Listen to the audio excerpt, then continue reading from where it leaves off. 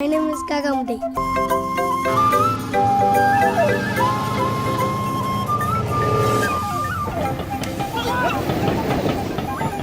दोस्तों, हाल ही में मैंने दिल को छू लेने वाली एक साउथ इंडियन मूवी को देखी है, जहां पर जिंदगी के कड़वे सच को बहुत ही खूबसूरती के साथ दिखाया गया है, जिसके स्टोरी को जानने के बाद आपकी भी आंखें नम हो जाएगी। तो चलिए ज्यादा देरी ना करके वीडियो को शुरू करते हैं। दोस्तों, कहानी की शुरुआत चेन्नई के एक चौल से होती है, जहाँ पर चिन्ना और पीड़िया नाम के दो बच्चों को दिखाया जाता है। दोनों बच्चे अपनी माँ और दादी के साथ इस झोपड़े के अंदर रहते थे। सुबह जब दादी खाना परोस रही थी तो देखती है पीड़िया कुछ चावल को अपने पॉकेट में रख लेता है। वही दूसरी तरफ हम बच्चों के माँ को देख पाते हैं, जो अपने पति से मिलने के लिए जेल जा रही थी, जहाँ पर दोनों की माँ कहती है वकील 30,000 रुपए मांग रहा है और मेरे पर्स में अभी 100 रुपए है। जिसे सुनने के बाद हमको समझ में आ जाता है कि घर की माली हालत बहुत ही खराब है। जिसके बाद उन दोनों की माँ अपने सास को जेल में जाने के लिए कहती है, लेकिन वो मना कर देती है क्योंकि वो अपने बेटे के ऊपर गुस्सा थी। खैर, आगे उन दोनों बच्चों को दिखाया जाता है जो एक पेड़ के नीचे जाते हैं, जहाँ पर पेड़िया साथ में लाए हुए चावल को एक ऊंची जगह के ऊपर रख देता है और सामने के एक पेड़ के ऊपर चढ़ के एक घोंसले के पास जाता है, जहाँ पर कौवे के 3 अंडे रखे हुए थे। कि तभी अचानक कौवा चावल को खाने के लिए नीचे आता है और तभी पेड़िया तीनों अंडे में से 2 अंडों को ले लेता है और नीचे आके अपने भाई के साथ बहुत ही शौक से उन अंडों को खाता है, मानो कि ऐसी अच्छी चीज उन्होंने इससे पहले कभी नहीं खाई। इसके बाद दोनों बच्चे अपने माँ के साथ जेल में अपने पिता को मिलने के लिए जाते हैं, जहाँ पर उसके पिता को झूठ बोला जाता है उसकी माँ बीमारी के कारण नहीं आ पाई। दोनों बच्चे जेल के बाहर बैठे हुए थे। उन दोनों की आवाज उनके पिता को जेल के अंदर से सुनाई दे रही थी, इसीलिए उसके पिता जेल के अंदर से ही उन दोनों का हालचाल पूछते हैं। जिसके बाद उन दोनों के पिता को पता चलता है घर की माली हालत बहुत ही खराब है और इसीलिए बच्चों का स्कूल जाना भी बंद हो गया है और दोनों बच्चे अभी रेल के पटरी के ऊपर पड़े हुए कोयले को जमा करते हैं और जब 1 किलो कोयला जमा हो जाता है तब उसे बाजार में ले जाके बेच देते हैं, जिसके लिए उनको पर किलो 3 रुपए मिलता है। वही दूसरी तरफ पासी में बैठा चौकीदार भी उन्हें रोज आते जाते देखता रहता है। खैर, आगे हम देखते हैं दोनों बच्चे रोज शिबू नाम के अपने ही उम्र के एक छोटे बच्चे से मिलते हैं, जिसके पास बहुत सारे महंगे खिलौने थे, जिसे उन दोनों ने आज तक कभी भी नहीं देखा था, क्योंकि शिबू और पेड़िया की दुनिया एकदम ही अलग थी। आगे हम देखते हैं दोनों बच्चे एक टीवी के सामने खड़े होकर उसे देख रहे थे। जिसके बाद दोनों बच्चे अपने माँ के पास एक टीवी लाने के लिए कहते हैं, लेकिन उनकी माँ हंसते हुए उस बात को टाल देती है, क्योंकि वो एक मामूली से बर्तन के दुकान में काम करती थी और उसके पास टीवी खरीदने के 30,000 रुपए नहीं थे। इसीलिए उसकी सहेली एमएलए से मिलने के लिए कहती है, लेकिन इसका कोई फायदा नहीं होता क्योंकि एमएलए से मिलने के लिए उनको मना कर दिया जाता है। खैर, आगे हम देखते हैं बच्चों के खेलने के मैदान को बंद कर दिया जाता है, क्योंकि वहाँ पर एक शॉपिंग मॉल होने वाला था। लेकिन दुख की बात ये थी, इसी के साथ उस पेड़ को भी काट दिया जाता है जहाँ पर उस कौवे का घोंसला था, जिसे देखने के बाद चिन्ना और पेड़िया को बहुत ही दुख होता है, क्योंकि अब उन्हें कौवे का अंडा खाने को नहीं मिलेगा और अब उन्हें भूखे ही रहना पड़ेगा। दोनों को दुखी देख के उनकी दादी कहती है, चिंता मत करो, मंदिर के पास भी एक पेड़ है जहाँ पर कौवे अंडे देती है। जिसे सुनने के बाद उनकी माँ उन दोनों को ज्यादा सर पे ना चढ़ाने के लिए कहती है। नेक्स्ट सीन में हम देखते हैं इलेक्शन आने वाला था, इसीलिए सरकार सभी को फ्री में एक टीवी देती है, जिसे पाने के बाद उन दोनों के खुशी का ठिकाना नहीं रहता, मानो कि उनका सपना आज सच हो गया है। खैर, आगे हम देखते हैं कौवे वाले पेड़ के जमीन के ऊपर एक पिज्जा हट ओपन होता है, जिसे देखने के बाद सभी बच्चे बहुत ही खुश हो जाते हैं, मानो कि ये दुकान उन्हीं की हो। जिसके बाद चिन्ना और पेड़िया की नजर गोल मटोल से दिखने वाले एक रोटी के ऊपर जाती है। पिज्जा को देख के उन दोनों के मुंह में पानी आ जाता है। घर के टीवी पे पिज्जा का एड देख के चिन्ना खुद को संभाल नहीं पाता और अपने माँ को कहता है, माँ मुझे पिज्जा खाना है। जिसे सुनने के बाद उसकी माँ कहती है, बाप जेल में है और इनको पिज्जा खाना है। जिसे सुनने के बाद वो दोनों बहुत ही अपसेट हो जाते हैं। आगे हम देखते हैं पिज्जा डिलीवरी बॉय चिन्ना और पेड़िया से रोड पे जाने का रास्ता पूछता है। जिसके बाद पेड़िया कहता है, अगर तुम हमें पिज्जा खोल के दिखाओगे तो हम तुम्हें रास्ता बता देंगे। जिसके बाद पिज्जा बॉय उन दोनों को पिज्जा का बॉक्स खोल के दिखाता है। पिज्जा को पहली बार सामने से देखने के बाद उन दोनों के मुंह में पानी आ जाता है, लेकिन बदकिस्मती ये थी कि उनके पास पैसे नहीं थे उसे खाने के लिए। जिसके बाद पिज्जा बॉय उनके दिखाए हुए रास्ते के ऊपर चला जाता है। जिसके बाद हम देखते हैं वो दोनों शिबू से मिलकर पिज्जा का लिफलेट दिखाते हैं, जहाँ पर से उन्हें पता चलता है लिफलेट पे दिए गए नंबर पे कॉल करने से पिज्जा उनके घर पे चला आएगा। जिसके बाद वो दोनों पिज्जा हट पे कॉल करते हैं और कहते हैं हमें पिज्जा खाना है, जिसका पैसा वो धीरे धीरे चुका देंगे। लेकिन दूसरी तरफ से उनका एड्रेस पूछा जाता है, जो वो ठीक से बता नहीं पाते और फोन को काट देते हैं। आगे हम देखते हैं वो दोनों अपनी दादी से घर का पता पूछते हैं, जिसके बाद दादी को सारी बातें पता चलती है और दादी कुछ पैसा देके उन दोनों को सामान लेने के लिए भेजती है, क्योंकि दादी आज उन दोनों के लिए घर पे ही पिज्जा बनाने वाली थी। जिसके बाद दादी तस्वीर को देख के पिज्जा बनाने की कोशिश करती है और बच्चे भी उसे खाने के लिए एकदम ही बेकरार थे, लेकिन दादी के पिज्जा को खाने के बाद उनको एकदम ही अच्छा नहीं लगता। जिसके बाद वो दोनों जमीन पे अपना पैर मारते हुए बाहर चले जाते हैं। खैर, आगे हम देखते हैं वो दोनों लिफलेट को लेकर चौकीदार के पास जाते हैं, जहाँ पर उन्हें पता चलता है पिज्जा का दाम 300 रुपए है, जो उनके 1 महीने का इनकम था। चौकीदार समझ जाता है कि ये दोनों हार नहीं मानेंगे और इसीलिए उन दोनों को पुराने कोयले के गोडाउन में ले जाते हैं, जहाँ पर बहुत सारा कोयला रखा हुआ था, जिसे बेच के उन दोनों का पैसा पूरा हो जाता है। जिसके बाद वो दोनों पिज्जा हट के अंदर जाने की कोशिश करते हैं, लेकिन सिक्योरिटी गार्ड उन्हें बाहर ही रोक लेता है, क्योंकि उनके कपड़े अमीरों की तरह नहीं थे। लेकिन उन दोनों को समझ में नहीं आ रहा था कि आखिर उन दोनों को अंदर क्यों नहीं जाने दिया गया। तब चौकीदार बताता है उन दोनों के पास कीमती कपड़े और जूते नहीं थे और इसीलिए उन दोनों को अंदर जाने नहीं दिया गया। नेक्स्ट सीन में हम देखते शिबू उन दोनों के लिए एक पिज्जा का टुकड़ा लाया था, लेकिन पेरिया उसे नहीं लेता है और कहता है वो अपने खुद के मेहनत के पैसे से इसे खरीदेगा। इसी के बीच एक दिन उन दोनों को कोयले वाला मिलता है, जो नशे में पूरी तरीके से धुत था। इसीलिए वो दोनों कोयले वाले को अपने छोटी सी गाड़ी में बिठा के घर पे पहुंचा देते हैं, जिसके लिए कोयले वाले की बीवी उन्हें 10 रुपए का एक नोट देती है, जिससे उनको पता चल जाता है पैसे कमाने का ये भी एक रास्ता है। इसीलिए वो दोनों अगले दिन से ठेके के बाहर खड़े रहते हैं, जहाँ पर उन्हें एक कस्टमर मिल भी जाता है, लेकिन उसको गाड़ी के ऊपर बैठाने से गाड़ी बुरी तरीके से टूट जाता है, जिसे देखने के बाद वो दोनों डर के वापस से भाग जाते हैं। आगे हम देखते हैं चिन्ना के दिमाग में एक आइडिया आता है। शिबू के डॉग की कीमत 25,000 रुपए थी, इसीलिए वो दोनों अपने डॉग को बेचने के लिए निकल पड़ते हैं, लेकिन डॉगी का दाम सुन के सभी उन्हें भगा देते हैं, जिससे भोले बच्चों का सपना फिर से टूट जाता है। वो दोनों दिन रात पैसा कमाने के बारे में सोचते रहते हैं और इसीलिए वो दोनों ट्रेन में जाते हुए यात्रियों के फोन को भी चुराने की कोशिश करते हैं, लेकिन उन दोनों का ज़मीर उन्हें रोक लेता है, क्योंकि ये एक गलत काम था। गरीब होने के बाद भी इन दोनों के अंदर इंसानियत अभी भी बाकी थी और इसीलिए दोनों मेहनत करके पैसा कमाने का तय करते हैं। पेरिया को पानी का मटका एक जगह से दूसरे जगह पर ले जाने का काम मिलता है और चिन्ना का काम था उसे गिनते रहना, और इसी तरह से दोनों 230 रुपए जमा लेते हैं। जिसके बाद दोनों शान से मॉल की तरफ जाते हैं कपड़े खरीदने के लिए, लेकिन मॉल की चकाचौंध देख के वो दोनों बहुत ही घबरा जाते हैं और उनकी हिम्मत नहीं होती मॉल के अंदर जाने के लिए। इसीलिए दोनों घंटों तक मॉल के बाहर बैठे रहते हैं कि तभी अचानक एक पिता अपने दोनों बच्चों को लेकर मॉल के बाहर आते हैं, जिनके पास बहुत सारे कपड़े थे। तभी एक बच्चा गोलगप्पे खाने का जिद करता है, लेकिन उनके पिता मना कर देते हैं। जिसके बाद उनके पिता कुछ चीज लेने के लिए फिर से मॉल के अंदर जाते हैं। पेरिया बहुत देर से उन तीनों की बातें सुन रहा था। जिसके बाद पेरिया बच्चों से कहते हैं वो उन्हें गोलगप्पे खिला सकता है, लेकिन उसके बदले में पेरिया को उनके कपड़े चाहिए, और दोनों बच्चे मान जाते हैं और इसी तरीके से पेरिया और चिन्ना को नए कपड़े मिल जाते हैं। जिसके बाद वो दोनों बहुत ही खुशी के साथ पिज्जा हट की तरफ जाते हैं, क्योंकि आज उन्हें कोई भी नहीं रोक सकता था और बाकी बच्चे उन दोनों का वीडियो करते हैं। लेकिन जब वो दोनों अंदर की तरफ जाते हैं तो सिक्योरिटी गार्ड फिर से उन्हें पकड़ लेता है। शोर सुन के मैनेजर बाहर की तरफ आता है और पेरिया को एक जोर से थप्पड़ मारता है, जिसकी गूंज उसके दिल तक पहुंचती है। पेरिया को बहुत ही बड़ा धक्का लगता है, वो खुद को बहुत ही छोटा महसूस करने लगता है। बड़े भाई की ऐसी हालत देख के चिन्ना को भी कुछ समझ में नहीं आता है। जिसके बाद वो दोनों रोते हुए वापस से चले जाते हैं, लेकिन घर पे पहुंचने के बाद उन दोनों को और एक मनुष्य खबर मिलती है। उन दोनों के सर से अब दादी का साया उठ चुका था। उन दोनों के माँ के पास क्रियाक्रम के लिए पैसे नहीं थे, इसीलिए पेरिया पिज्जा के पैसे को दे देता है, जिससे दादी का अंतिम संस्कार होता है। दोनों बच्चों ने दिन रात एक करके पिज्जा के लिए उस पैसे को जमा किया था, और भाग्य का खेल देखिए वो पैसा आज किस चीज में यूज हुआ। आगे हम देखते हैं बस्ती के दो लड़कों को पेरिया का वीडियो मिल जाता है, जिसे लेके वो दोनों पिज्जा हट के मालिक के पास जाते हैं और उन्हें वीडियो को दिखा के ब्लैकमेल करते हैं और कहते हैं इससे आपकी बहुत बड़ी बदनामी हो सकता है। जिसे देखने के बाद पिज्जा हट का मालिक उन्हें बाद में आने के लिए कहता है। अपने वकील से बात करने के बाद पिज्जा हट के मालिक को पता चलता है इससे उनका इमेज खराब हो सकता है। अगर ये वीडियो मीडिया हाउस तक पहुंच गया तो बहुत ही बड़ा प्रॉब्लम खड़ा हो जाएगा, और इसीलिए ये मैटर यहीं पर रफा दफा करने के लिए कहता है, और इसीलिए बस्ती के दोनों लड़कों को 1 लाख रुपए देने का वादा किया जाता है। जिसे सुनने के बाद दोनों में से एक लड़के को लालच आ जाता है और वो दूसरे लड़के को 5,000 रुपए मिल रहा है ऐसा कहता है, जो उन दोनों में 3,000 रुपए करके बटेगा। इसके बाद वो लड़का वीडियो को देने के लिए पिज्जा हट के मालिक के पास जाता है, लेकिन पैसा मिलने के बाद उसको एक बड़ा सा झटका मिलता है। असल में दोस्तों उसके दूसरे दोस्त ने मीडिया हाउस को वीडियो बेच दिया था, और मजे की बात ये थी उसे वीडियो के लिए 7,000 रुपए मिले थे। जिसके बाद उस लड़के से पैसे को छीन के बहुत ही मारा पीटा जाता है। शायद दोस्तों इसी को कहा जाता है जैसी करनी वैसी भरनी। न्यूज आग की तरह चारों तरफ फैल गई थी कि एक गरीब बच्चे को पिज्जा खाने के लिए रोका गया और उसे मारा गया। खबर को देखने के बाद वही पिज्जा डिलीवरी बॉय मालिक के पास आता है और कहता है उन दोनों बच्चों का पता वो जानता है। जिसके बाद मैनेजर और डिलीवरी बॉय को उन दोनों को लाने के लिए भेज दिया जाता है। वही दूसरी तरफ इलाके के मंत्री के कान में भी ये खबर पहुंच चुकी थी, और इसीलिए वो पिज्जा हट के मालिक के साथ पैसों के लिए हाथ मिला लेता है। वही दूसरी तरफ बच्चे जब घर में आते हैं तो टीवी पे अपने वीडियो को देखते हैं, जिसे देखने के बाद वो दोनों बहुत ही डर जाते हैं, क्योंकि उन्हें लग रहा था कि उन्होंने कुछ बुरा काम किया है और इसीलिए उनको टीवी पे दिखाया जा रहा है। जिसके बाद बच्चे डर के वहाँ पर से भाग जाते हैं। उनके माँ को भी पूरी बातें पता चल जाती है, लेकिन जब वो घर आती है तो दोनों बच्चे वहाँ पर से गायब थे। जिसके बाद उनकी मुलाकात मंत्री से भी होती है, जो कहते हैं कि वो उसके पति को छुड़ा लेंगे, लेकिन एक शर्त है, बच्चे मिलने के बाद सीधा उनके पास लाना होगा। जिससे हमको समझ में आ जाता है कि सभी को अपना स्वार्थ देखना है। वही दूसरी तरफ सुबह से शाम हो गई, लेकिन बच्चे अभी तक वापस नहीं आए। इसीलिए नेक्स्ट डे बच्चों को खोजने के लिए उनकी माँ पुलिस के साथ निकलती है और एक जगह पर बच्चे मिल भी जाते हैं, लेकिन पुलिस को देख के दोनों बच्चे वापस से भागने लगते हैं। लेकिन उनकी माँ जब बच्चों का नाम पुकारती है तो बच्चे अपने माँ के पास लौट आते हैं और अपने माँ से लिपट कर रोने लगते हैं, जिसके बाद बच्चों को सीधा पिज्जा हट में ले जाया जाता है, जहाँ पर ऑलरेडी मीडिया मौजूद थी। लेकिन इस बार बच्चों को सम्मान के साथ पिज्जा हट के अंदर लाया जाता है, जिसके बाद पिज्जा हट का मालिक कहता है मैनेजर को निकाल दिया गया है क्योंकि उसने एक गरीब बच्चे को मारा था। असल में दोस्तों पिज्जा हट का मालिक अपनी इमेज को सुधार रहा था क्योंकि सिटी में उसके बहुत सारे दुकान थे और इससे उसके दुकान का नाम खराब होता। आगे हम देखते हैं आखिरकार बच्चों के सामने एक पिज्जा को लाया जाता है, जिसे देखने के बाद बच्चों के दिल में खुशी की लहर दौड़ती है क्योंकि आखिरकार उनका सपना आज सच हुआ। वही दूसरी तरफ बच्चों की माँ और दूसरे बच्चे बाहर से सब कुछ देख रहे थे, लेकिन ये क्या, एक निवाला मुंह में देते ही बच्चों को पिज्जा एकदम ही पसंद नहीं आता है और चिन्ना कहता है इससे तो दादी का पिज्जा बहुत ही अच्छा था। जिसके बाद दोनों बच्चे हंसते हुए दुकान से निकल जाते हैं और ये सुंदर मूवी यहीं पर ही खत्म हो जाती है। तो दोस्तों ये था कक्का मुत्ताई मूवी की पूरी कहानी, जहाँ पर जिंदगी को जीने का एक अलग सा नजरिया दिखाया गया है। कभी कभी हम अपने सपनों के पीछे इतना दौड़ते हैं कि हमारा बचपन कहीं पर छूट जाता है, इसीलिए आपको लाइफ में जो कुछ भी मिला है उसका शुक्रिया कीजिए और उसी के अंदर खुश रहना सीखिए। तो दोस्तों अगर आपको मेरा ये वीडियो पसंद आया है तो मेरे चैनल को लाइक शेयर और सब्सक्राइब कर दीजिए क्योंकि चैनल को ग्रो करने के लिए आपका सपोर्ट बहुत ही जरूरी है। तो चलिए मिलते हैं।